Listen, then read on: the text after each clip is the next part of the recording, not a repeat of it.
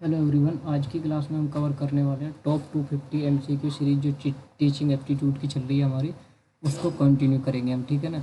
जिसमें कि हमने ये हमारा पार्ट नंबर 8 है।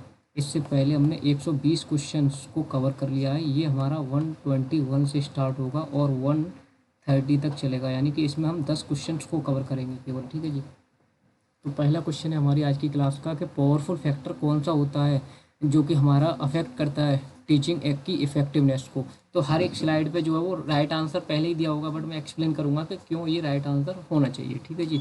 तो हमें क्या बताना है, रिलेटेड हमें अफेक्टिव टीचिंग यानी कि अफेक्टिव टीचिंग की इफेक्टिवनेस के बारे में बताना है। Social system of the country या इकोनॉमिक स्टेटस ऑफ सोसाइटी, देखो सोसाइटी के स्टेटस से कोई रिलेटेड नहीं होता, पॉलिटिकल सिस्टम से भी कोई रिलेटेड नहीं है। हाँ, एजुकेशनल सिस्टम अगर हम बात करें कहीं ना कहीं, देखो फर्स्ट और सेकंड फोर्थ ऑप्शन को कंपेयर करने की, तो हमें फोर्थ ऑप्शन कहीं ना कहीं ज़्यादा वैलिड लगता है एज पर दिस स्टेटमेंट। ठीक है जी। तो एजुकेशनल सिस्टम हमारा इसका राइट आंसर हो जाएगा। नेक्स्ट क्वेश्चन पे आते हैं। तो इन विच टीचिंग अप्रोच, इसमें से कौन सी टीचिंग की अप्रोच ऐसी है जहाँ पे लर्नर का पार्टिसिपेशन मोड जो होता है वो ऑप्टिमल एंड प्रोएक्टिव होता है। तो ये हमारा जो होता है प्रोजेक्ट मेथड होता है। ये मेथड्स क्या होते हैं, इन मेथड्स के लिए हमने एक सेपरेट लेक्चर ले रखा है, वहाँ पे आप देख सकते हैं। ठीक है ना। कौन से लर्नर सेंटर, टीचर सेंटर और मिक्स वाले कौन कौन से मेथड होते हैं वो हम पढ़ा रहे हैं यहाँ पे, तो देख सकते हैं। उसके 2 लेक्चर हो चुके हैं। लास्ट लेक्चर रह गया उसमें, जिसमें कि हम मिक्स मेथड को पढ़ेंगे, कुछ रह गए थे हमारे लर्नर सेंटर्ड वाले। ठीक है ना, उनको पढ़ेंगे। तो लर्नर सेंटर्ड की बात करिए हमसे यहाँ पे, है ना। टीचिंग अप्रोच कौन सी है जहाँ पे लर्नर का पार्टिसिपेशन मोड इज ऑप्टिमल और प्रोएक्टिव होता है। तो हमारा प्रोजेक्ट मेथड में होता है, जहाँ पे टीचर प्रोजेक्ट दे देता है बच्चों को और वो प्रोजेक्ट घर से जो कंप्लीट करके लाते हैं। ठीक है जी।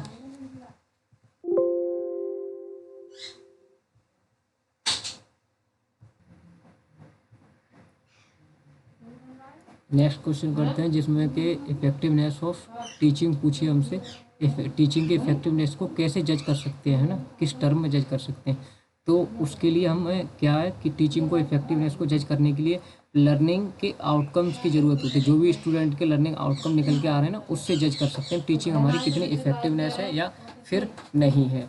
124 क्वेश्चन नंबर को करते हैं कि set of the statement describe करते हैं acceptable proposition in the respect of teaching learning relationship. Teaching learning relationships की बात कर रहे हैं ना, कौन से एक्सेप्टेबल हो सकते हैं इसके।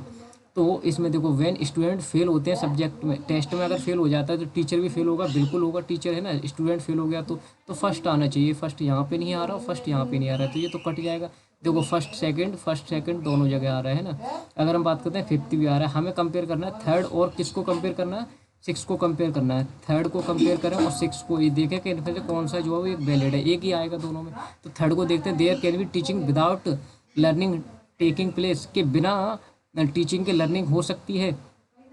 तो बिना टीचिंग के लर्निंग हमारी बिल्कुल हो सकती है ना, कि हम खुद से भी तो सीखते हैं कई सारी चीज़ें बिना टीचिंग के, यानी बिना किसी के बताए हुए भी सीख जाते हैं।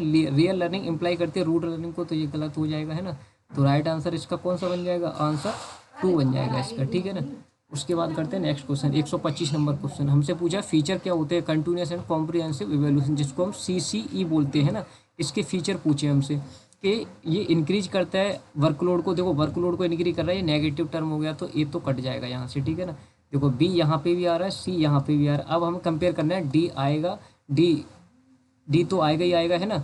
D आ ही रहा है। अब हमें कंपेयर करना है कि C जो आएगा या नहीं आएगा। B और D देखो यहाँ पे भी आ रहा है, यहाँ पे भी आ रहा है, हमें C देखना है कि C आएगा या नहीं आएगा। तो ये इवेलुएट करता है एवरी एस्पेक्ट ऑफ स्टूडेंट के, हर एक स्टूडेंट के, क्योंकि कंटिन्यूस कॉम्प्रिहेंसिव वैल्यू, कॉम्प्रिहेंसिव का मतलब क्या होगा कि सारी चीज़ों को ये लेके चलता है ना। तो ये एवरी एस्पेक्ट को लेके चलता है स्टूडेंट के। ठीक है ना। तो इसलिए राइट आंसर इसका कौन सा हो जाएगा, आंसर B, C और D। ठीक है।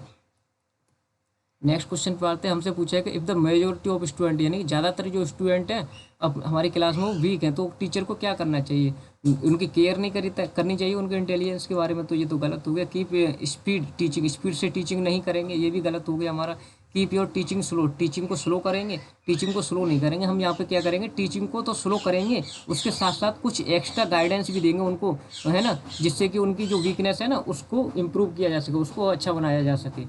ठीक है ना। एक teacher not able to draw attention, एक टीचर अपनी क्लास पे अटेंशन नहीं कर पाता, यानी कि कंट्रोल नहीं कर पा रहा, उनको हैंडल नहीं कर पा रहा, तो स्टूडेंट को, तो वो क्या करना चाहिए, उसको इवेलुएट करनी चाहिए अपनी टीचिंग मेथड्स को कि कौन सा टीचिंग मेथड को वो अप्लाई कर रहा है, कौन सी टीचिंग मेथड से वो पढ़ा रहा है, जिसमें कि वो इम्प्रूव करे, जिसमें कि वो दूसरे टीचिंग मेथड्स को भी अप्लाई करके और अपनी टीचिंग को इम्प्रूव कर सके। रिजाइन करना चाहिए उसको अपनी पोस्ट से, ये तो गलत हो जाएगा ना। फाइंड करनी चाहिए फॉल्ट को, पपिल्स में फाइंड को क्यों फॉल्ट करेगा, है ना, अपने खुद की कमी को दूसरों पे क्यों थोपेगा। स्टार्ट डिक्टेटिंग स्टार्ट भी नहीं, यानी कि इसका राइट आंसर इंप्रूव करेगा, वो अपनी टीचिंग मेथड्स को चेंज कर सकता है, उनको इवेलुएट करेगा क्या मैं जो टीचिंग मेथड को अप्लाई कर रहा हूँ उससे आउटकम निकल के आ रहे हैं नहीं आ रहे। हमें अरेंजमेंट करना है टीचिंग प्रोसेस का, है ना, ऑर्डर में रिलेटेड, यानी कि relating the present knowledge with the previous knowledge, evaluate, reteaching, formulate the object या प्रेजेंटेशन मटेरियल। तो सबसे पहले हमारा काम क्या होता है, सबसे पहले हम क्या करते हैं, हमारे ऑब्जेक्टिव को सेट करते हैं। तो फोर्थ आएगा पहले, देखो ये भी कट गया, यहाँ से ये भी कट गया, यहाँ से ये भी कट गया, तो हमारा राइट आंसर तो यहाँ से मिल गया हमें। बट ऑब्जेक्टिव के बाद, हम क्या करेंगे, अपना जो हमारी प्रेजेंट नॉलेज होगी ना उसको प्रीवियस नॉलेज से क्या करेंगे, हम रिलेट करेंगे एक तरीके से। उसको रिलेट करने के बाद हम क्या कर देंगे, फिर मटेरियल को प्रेजेंट कर देंगे। मटेरियल प्रेजेंट करने के बाद हम क्या करेंगे, उसको इवेलुएट करेंगे और लास्ट में रीटीचिंग आएगा। याद रखना, देखो रीटीचिंग यहाँ पे नहीं होता तो इवेलुएशन हमारा लास्ट स्टेप बन जाता ना, बट यहाँ पे रीटीचिंग भी दे रखा है, तो इसलिए रीटीचिंग यानी कि पहले टीच किया फिर लास्ट में रीटीचिंग, यानी कि जो भी प्रॉब्लम्स है उसको रीटीच करना है एक तरीके से, तो रीटीचिंग लास्ट स्टेप हो जाता है। अगर रीटीचिंग नहीं होता तो हमारा इवेलुएशन लास्ट स्टेप बन जाता है, ठीक है ना। तो इसका right answer option number D हो जाएगा। 129 नंबर क्वेश्चन पे आते हैं। मोस्ट इंपोर्टेंट सिंगल फैक्टर पूछा है, underline the success of beginner, यानी कि जो टीचर की बिगिनिंग के सक्सेस के बारे में हमसे पूछा है। तो स्कॉलरशिप, देखो स्कॉलरशिप से तो कोई मतलब नहीं होता है, कम्युनिकेटिव एबिलिटी हो सकता है कहीं ना कहीं, बट बाद में देखते हैं। Personality and ability to relate class and the pupils, हाँ टीचर क्लास को रिलेट करेगा वो पपल्स से, ठीक है ना, ये इसका राइट आंसर हो जाएगा। उसकी एबिलिटी जो कि क्लास को क्या कर सके, वो स्टूडेंट से रिलेट कर सके, है ना। ऑर्गेनाइजेशनल एबिलिटी भी नहीं है, तो इसका राइट आंसर हमारा ऑप्शन नंबर सी बनेगा। 130 नंबर और आज की क्लास का लास्ट क्वेश्चन करते हैं। टेलीकास्ट के मटेरियल को यूज करता है कोई भी टीचर, तो उससे क्या होता है, एनहांस होते हैं कंसंट्रेशन ऑफ द लर्निंग, बिल्कुल एनहांस होगी, रिड्यूस होगा उससे बर्डन, यानी कि ज़्यादातर मटेरियल की जगह पे हम क्या करेंगे, टेलीकास्ट के थ्रू हम टीचिंग कर सकते हैं। इंक्रीज होगी इससे रिटेंशन पावर, यानी कि इससे स्टूडेंट की रिटेंशन क्षमता भी क्या होगी, इससे इंक्रीज होगी, क्योंकि टीवी वगैरह पे और जो भी मूवी वगैरह में जो चीज़ आती है उससे देख के हम ज़्यादा सीखते हैं एज पर कंपेयर टू जो मटेरियल हमें प्रिंटेड होता है, ठीक है ना। तो इसका right answer option number D हो जाएगा। नेक्स्ट क्वेश्चन को अगली क्लास में कवर करेंगे।